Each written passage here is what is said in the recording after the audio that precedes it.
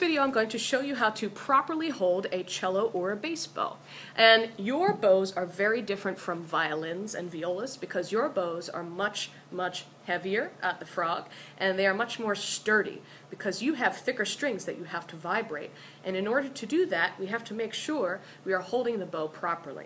So the first thing you want to make sure that you do is place your thumb in the correct spot. So you'll notice that the frog here has a curve right here, okay? And there's a top notch and there's a bottom one that usually has a metal tip here.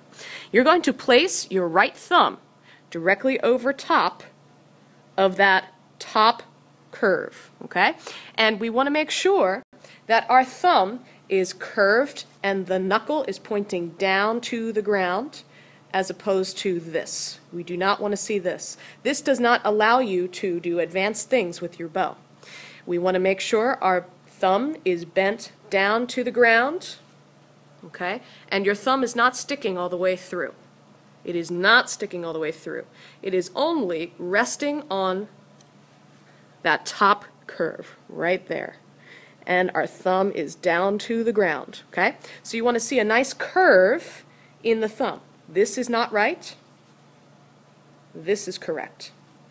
All right, now, what do you do with all your other fingers? Well, it's very simple, actually. It's a lot less complicated than a violin or viola grip.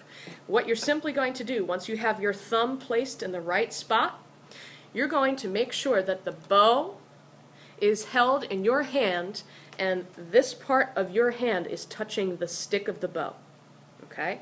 This part of your hand. So you have 3 different sections of your fingers, okay? You have the tips, and then there's a knuckle.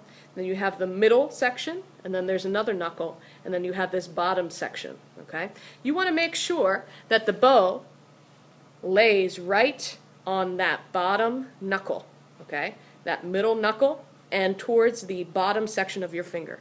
So, if you take a look at how I am placing my bow, my fingers are spread apart, okay? My index finger is slightly farther out than all my other fingers, okay? I'm going to lay my fingers down and make sure that that knuckle bends over the stick of the bow so that when my fingers are properly placed, it looks something like this, okay? Your index finger is just hanging out on the side a little bit further than everything else.